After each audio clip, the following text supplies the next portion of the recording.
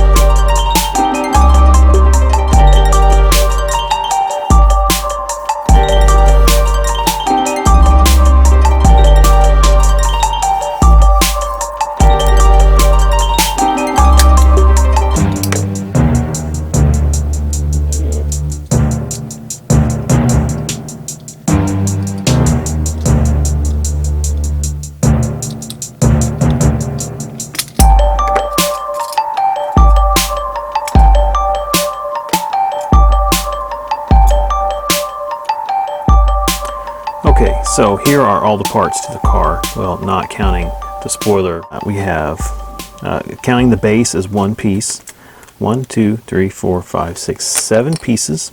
So there is a lot to this car if you're talking about how many pieces that are in it. Let's start from the right here. The interior is okay, right? It's not bad. It has a few little details in there. It's got a shifter and seats, but it's pretty plain as far as interiors go. The doors are very interesting in how they are held in. There is a spring, and I believe the spring attaches to this post that holds the doors in. It's very finicky, and it's going to be very difficult to get these doors back in, especially without losing the spring. We'll see how that goes in just a little bit. It's got a glass, nothing special. And here's the suspension, which is very, very similar to suspensions of days gone past with Hot Wheels and Matchbox. Although instead of a little plastic piece, they do have a metal piece, which does give the tires quite a bit of spring. And another thing I like is that it's easy to get these off. Whereas in some of those older Hot Wheels castings, the axle was like captured inside the piece of plastic here. So this is probably a better design than that. It's definitely affords a lot of suspension travel, which is kind of cool, and easy wheel swaps if you can figure out how to get these cars back together. The wheels are definitely a weak spot with this car. I don't know if you see that, but these are really, really plain wheels, all black. You know, I don't even know what to say. They're just ugly. I mean, there's just no other way to put it. They're ugly.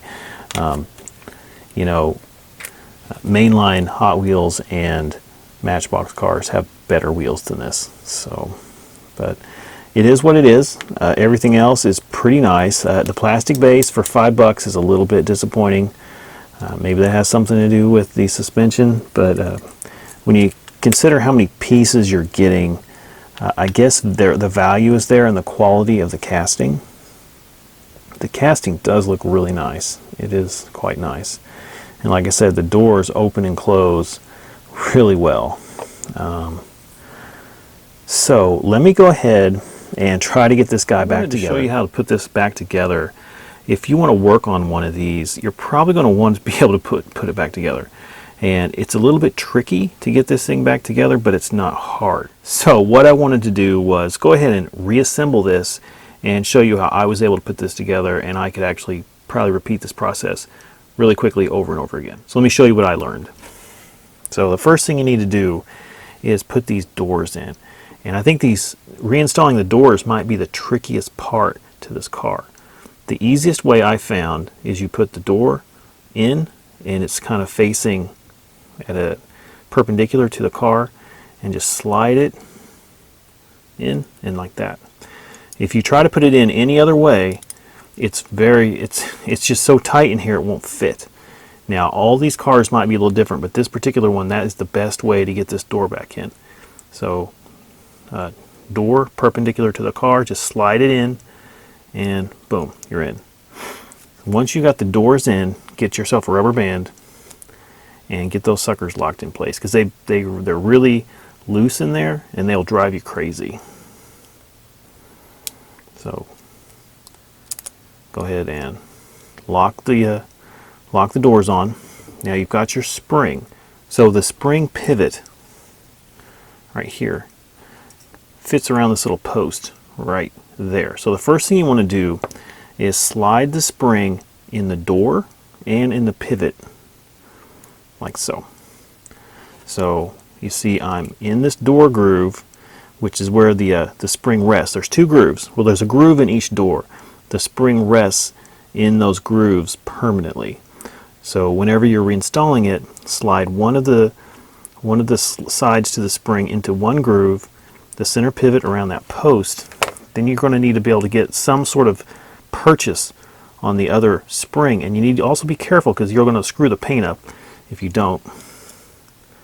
And then grab it towards the base. If you grab it too high, the car itself is going to get in the way. Grab it at the base, and you're going to have to tilt up, over, and there.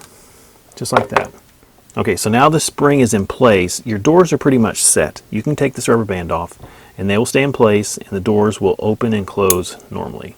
Just don't mess with this too much, because you don't want that spring to pop off this post, because then you have to go through this process again. Now you can just reassemble the car as you would any other.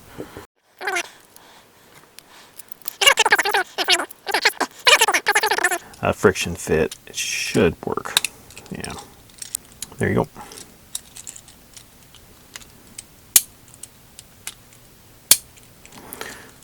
I don't know if that helps you or not, but I was really worried about getting these doors back in after I took it apart.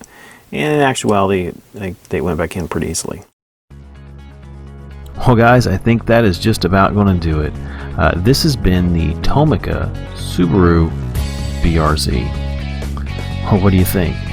You know, personally, I think it's a strong offering. I'm a little let down by the plastic base and those wheels.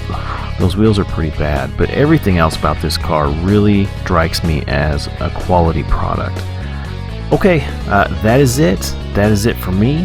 That is it for this video. And guys, I hope you have a great day. Thanks for watching, and I'll catch you next time. All right, take care.